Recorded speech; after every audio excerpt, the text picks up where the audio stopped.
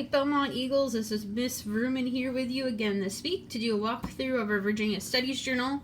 This week we're going to be taking a look at Jamestown. So we're going to be talking about the reasons as to why the English wanted to colonize, specifically the importance of the charter, choosing the site for Jamestown, hardships faced by settlers, changes that led to survival, help from the native peoples, the arrival of women and Africans, and the system of government. So why did the English want to colonize in America? There's three specific reasons that we look at. One reason is for wealth and power. The second reason is for that silver and gold. And the third reason is for raw materials to trade. And that's going back to the wealth and power. So taking a look at the charter, what did it specifically do? The charter allowed the establishment of a colony in North America. It defined where the colony started and ended.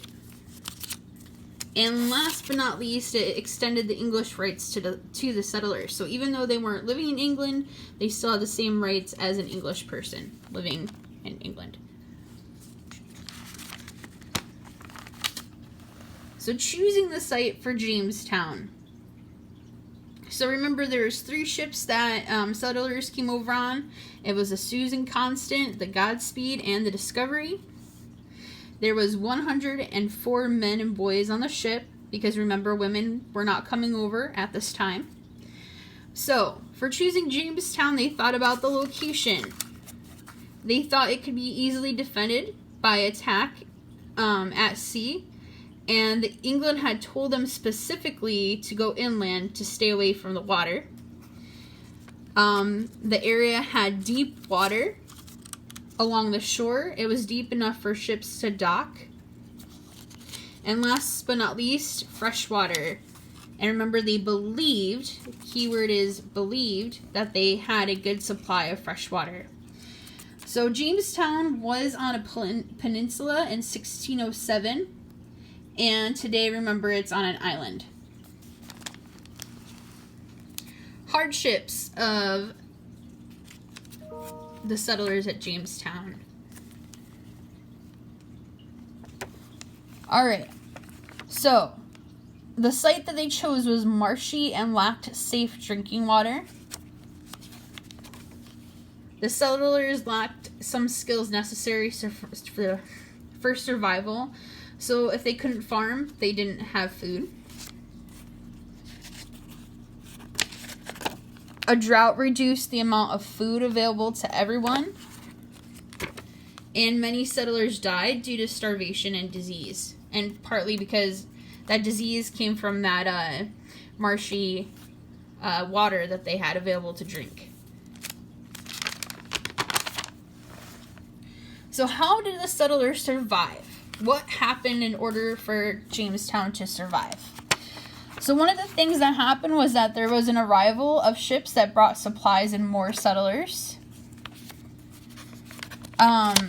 Remember the famous words of John Smith that said, if you do not work, you will not eat.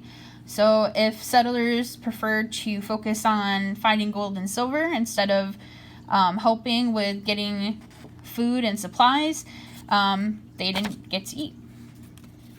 There was a focus on agriculture, on farming,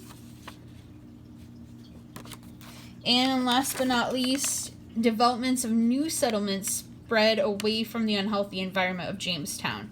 So the colonization started with Jamestown, but as time went on, they started to spread out, so they weren't away from that bad area anymore. So you need to remember John Smith. Look at that, John Smith.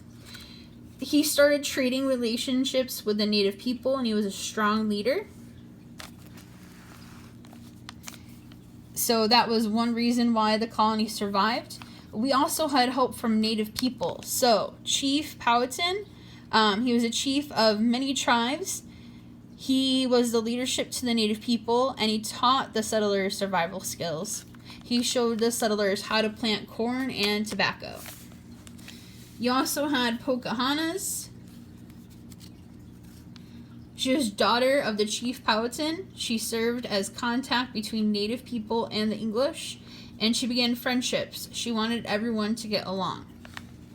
So without these two native peoples, Jamestown might have been a different case. So remember that over time, the native people saw the settlers as invaders as the colony continued to grow. We did a lot of trading with those native peoples. The native peoples helped us get food, fur, and leather. And in return for that, we traded back tools, pots, copper for jewelry. So one of the major parts of the Jamestown settlement was the arrival of women and Africans. So remember, with Africans, we had Portuguese sailors that went to Angola. They were free there, and they were captured and then enslaved. They came over in 1619. Remember, they were brought against their own will, and for having Africans over here, the work that they provided made it possible for the growth of the tobacco economy. Women came over in 1620, and that allowed for families to be started, and it brought skills such as cooking and sewing. All right, Virginia's government, last portions. So Virginia's government was broken into two main parts. Let me go backwards. Virginia's government was a General Assembly, and this was established after the King of England in 1619 sent a message to the settlers saying that they could now make their own laws. The charter the Virginia Company of London no longer had control over the colony. So the General Assembly, there was two main parts: the governor and then the governor's council. So